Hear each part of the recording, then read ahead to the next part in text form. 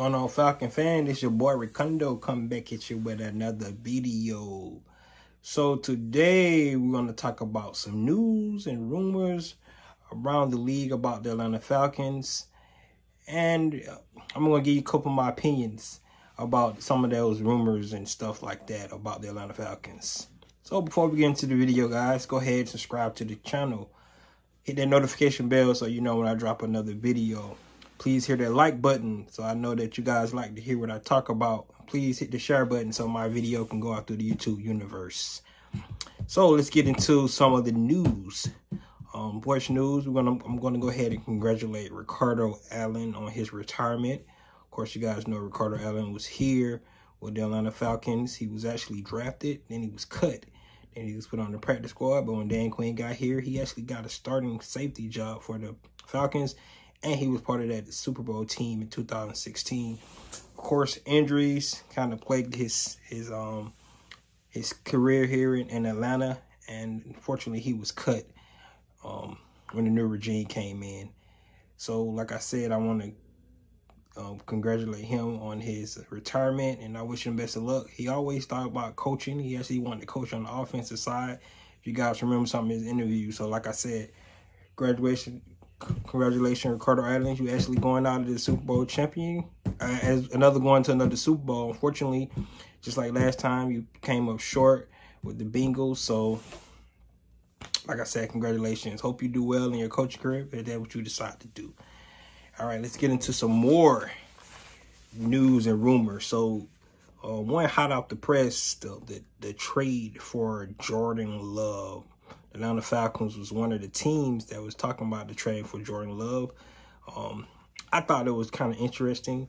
Of course, you know, Jordan Love is be going into his third season. I think it's the third season. Of course, Aaron Rodgers on back-to-back league MVP. So, Jordan Love is going to the third season. The Atlanta Falcons have a couple seasons to kind of figure out what they want to do to him before they have to pick up his fifth-year option if they would decide to trade for him. Like we talked about in the last video about a succession plan for Matt Ryan. So it's kind of interesting to think about that trade prospect. Personally, my opinion on it, I don't think we need to go ahead and pull that trigger. But if we would do something like that, I can't understand why they're trying to do it. Like I said, they're trying to have some kind of succession plan for Matt Ryan. But who's to say Jordan Love is going to be the guy that they're gonna actually be that succession plan?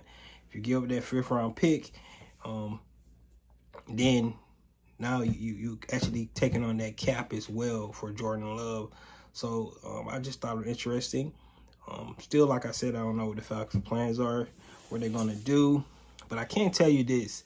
The more I hear about Matt Ryan's contract, and of course you guys know my opinion, I thought they probably going to extend Matt Ryan because of the cap hit of $48 million on the cap this year.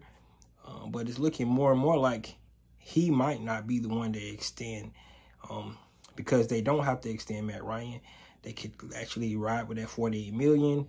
And then next season, if they do decide to, move on from Matt Ryan, it'd be easier because it'll only be a $15 million cap hit. So, just a thought. Like I said, I still think Matt Ryan is playing high.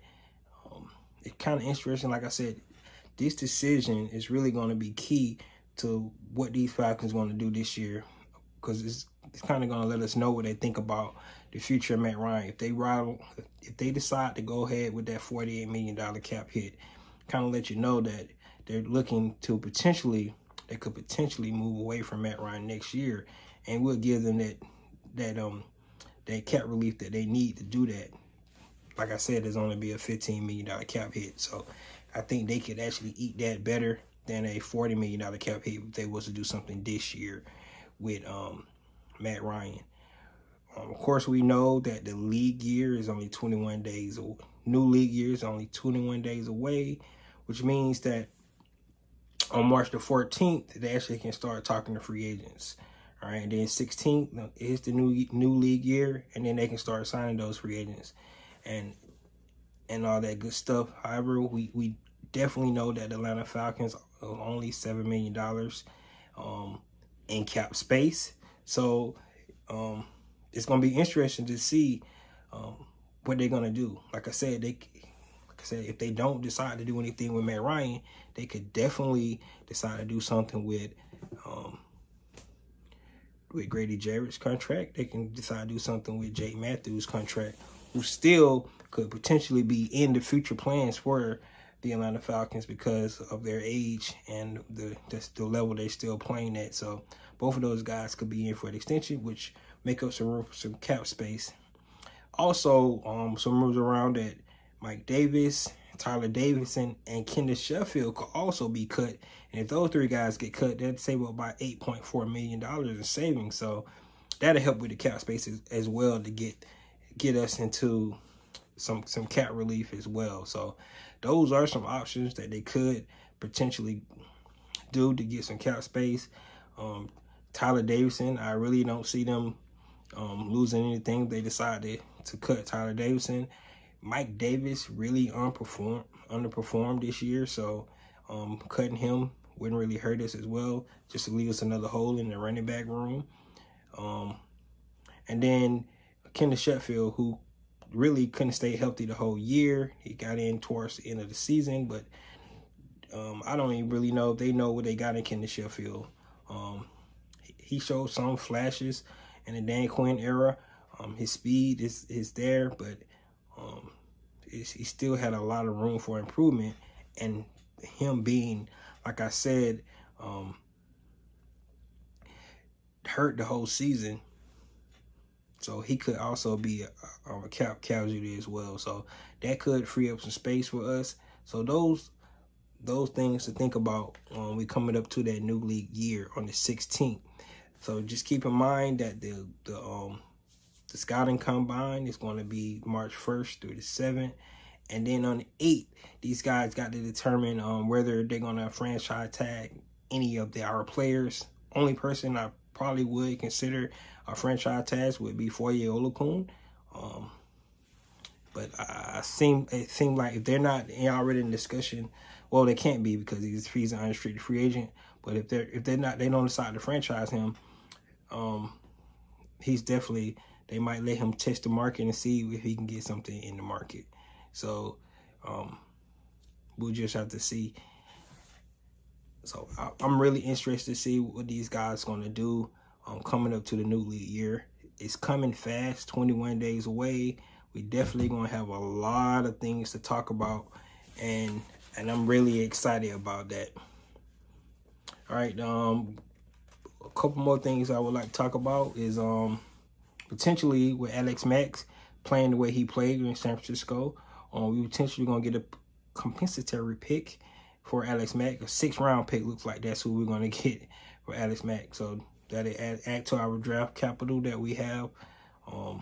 Can be part of a trade, use that for a trade bait, or actually go in and get a solid, hopefully a steal in the 6th round of a player that we can actually get an NFL draft.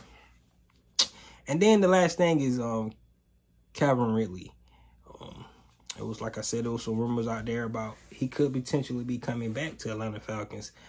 That would be something big for us if we could actually get Calvin Ridley back. Like I said, we only got one other receiver on the contract, and that's Frank Darby, who we really don't know what to expect from Frank Darby because he really did not get a lot of playing time this year within the offense. He was on special teams, but really not a whole bunch of playing time in the offense. So we really don't know what to expect out of Frank Darby. So if Calvin Ridley can come back, we definitely would have him back. If he's ready to go, if he want to be here, we definitely would love to see Calvin Ridley back in the Falcon uniform. He was on pace for having a great career. His touchdowns, his yardage, his route running, it's all there. All we need is for Calvin Ridley is to show that leadership and be that #1 receiver that he talked about during last offseason before the season start. So we can actually see that from Calvin Ridley. We definitely want Calvin Ridley back.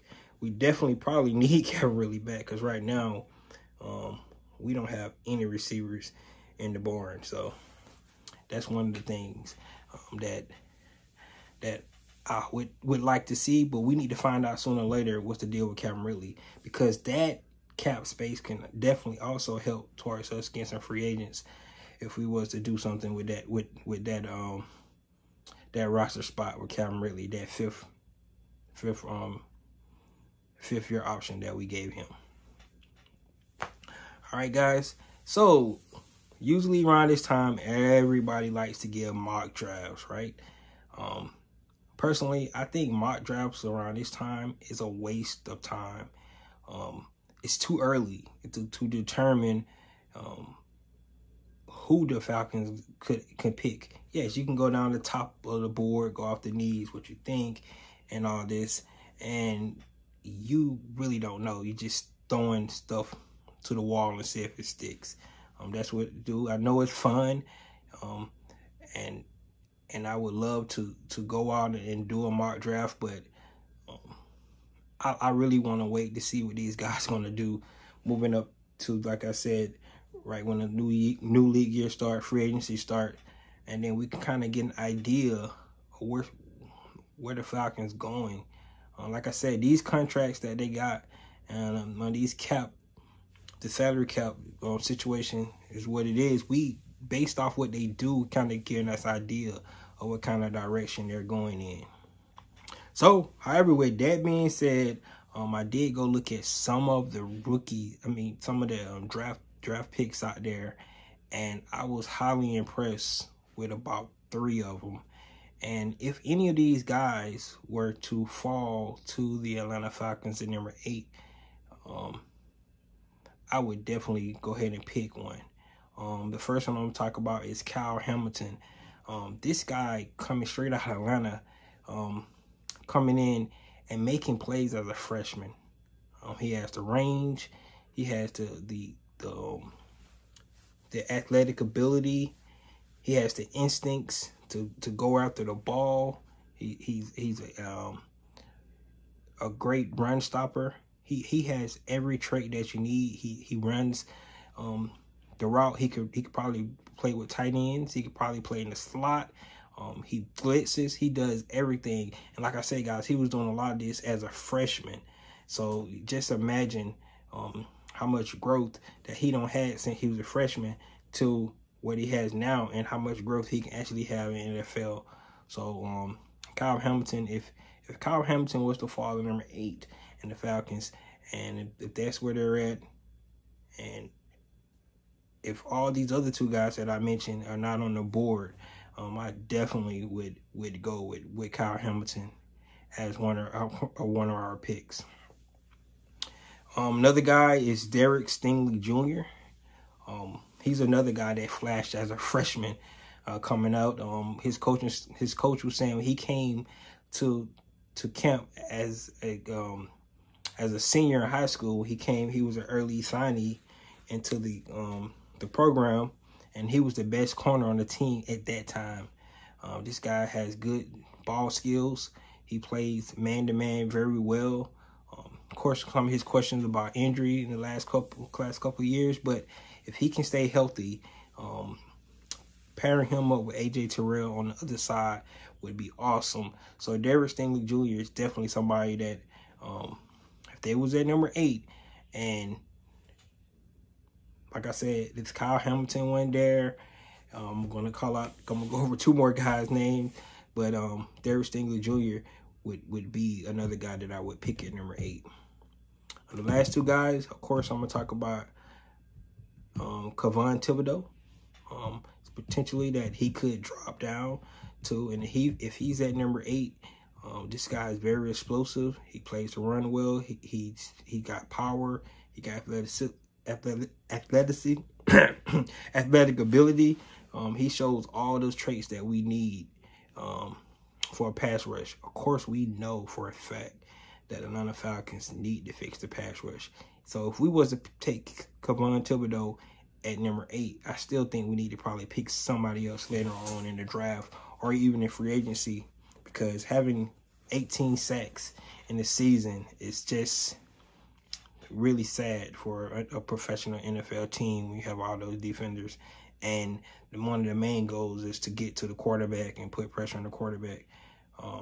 the pressure was there, but we did not get any sacks. I was reading a stat today that the Atlanta Falcons had the lowest number of sacks for a team since 1982. And you got to keep in mind that we played 17 games this season, so we had an extra game and we still only got 18 sacks. That's just sad. We have to fix the pass rush. So then somebody like Kayvon Thibodeaux would be great, but I still think we would have to double up. Of course, Ogundeji is going to get better from year 1 to year 2. We got rid of Dante Fowler Jr. So on the other side, who do we have? We still got John Kaminsky. I don't know if he's fit that outside linebacker role. We have Marlon Davidson. He's more like an end. Of course, we got Grady Jarrett. So we have to be able to get some pass rush, and we got to be able to fix it with this year within the free agency and the draft. The last 2 names I'm going to go on is the guy that I mentioned earlier in some of my other videos, for Tyler Linderbaum as a center. Of course, we know we have issues on the offensive line. Matt Ryan was hit 130 times this year. He wasn't sacked as was one of the most sacked quarterback, but he was the most hit quarterback this year. And it's not because he's not mobile, because our offensive line was not able to give him time to get rid of the ball, to pair with some of our receiver issues that we had. Of course, because we lost Julio and Calvin Ridley at the same time, so a lot of his receivers couldn't get separation and stuff like that. So, but our offensive line, it's really going to be interesting to see if these guys going to go back with Hennessy and Jalen Mayfield to see if they're going to run these guys back. Of course, they're always saying that guys get better from year 1 to year 2. But are these guys willing to risk that, to bet that that's going to be the case? Our offensive line, we was able to run the ball a little bit better in the middle of the season for a couple of games. We was going over 100 yards a game for like 3 games in a row. But then it kind of tailed back off again. But pass protection was pretty much bad all year long. And Tyler Linderbaum, this guy, he kind of remind me of a young Alex Mack. I think from like I said before, he'll be a day 1 starter. I know it's not a popular pick because we have so many issues. I just went over the pass rush and how important the pass rush would be for us. But definitely, we definitely need to look in doing something with the offensive line. I don't know if we'll be able to get anybody in free agency because of the money we got, and a decent offensive lineman is going to cost. So that would be far. It'll be really hard for us to pull a good offensive line in free agency. So maybe we have to go back into the draft once again to try to fix our offensive line issues.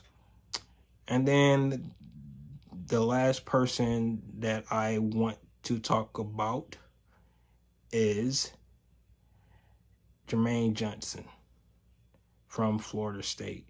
I know he's not one of the top picks that everybody is looking at right now, of somebody that that would go in the top 10, but based off with the tape I seen, his motor is outstanding. He's relentless. He's never gonna stop. Those kind of guys you want on your team, guys who have good motors, who actually showed athletic ability to use the pass rush. He probably need to work on some of his pass rush skills. Maybe he need to see can he go see Chuck Smith to get some moves from that. But of course, like I said, that's another pass rusher. Pass rush. That's one of the guys that we could definitely use. We can move back. If we move back, we probably still can get somebody like Jermaine Johnson. Like I said, because right now he's not probably slated to go in the top 10. So it could be somebody we can actually move back and still get somebody like Jermaine Johnson. But either way, like I said, we need a double dip between the draft and free agency on pass rusher anyway. So wherever we be able to get somebody like Jermaine Johnson would be great. So even though I said that I don't like mock drafts, but for number 8, those some of the guys that I just looked at some film on, and I thought they would fit perfectly in the Atlanta Falcon uniform. Of course, they address all the needs that we have from each one of those positions. I didn't even mention receiver. I think we still need to address the receiver in the draft. I didn't mention running back. We probably need to address the running back in the draft as well. So, of course, we have a lot of holes to fill, but at the same time, I think it's not ideal to reach for some of those needs. So, we need to go BPA. And those first guys that I call Stingley Jr., Hamilton, Linderbaum, and Thibodeau, if we get any one of those guys at number 8, I think that'd be a good value pick for us at the number 8. And it also would cover a need that we have for this team. So guys, that's just the news and rumors that's going around. A couple of my opinions, what I think about the Falcons moving into the offseason, going into the new league year. You guys let me know what you think about the first thing I talked about with Jordan Love and Matt Ryan. Do these guys decide to go ahead and eat that $48 million, or do they do the extension? Like I was thinking earlier, like I said, now I'm 50-50. I don't know if they're going to eat that $48 million and go a different route, or they're going to go ahead and do an extension. But I think we would know that sooner than later what's going on with Matt Ryan. Of course, we need to know about Grady Jarrett and Jake Matthews as well. And then we'll look at, so we're going to have some salary cap casualties like Tyler Davidson, Mike Davis, and Kendall Sheffield. Like I said, that would clear about $8.4 million in cap savings. So those guys, depends on how much the coaching staff and the front office think those guys can contribute to 2022. If they don't think they can contribute, why keep them on the roster? We can actually use that money to go out and get more free agency, like bringing back Cordell Patterson and Foye Oluokun. So just a thought with those cap casualties. So guys, that's all I have for today. You guys let me know what you think. And stay tuned to the next video. This is your boy Ricondo. Peace.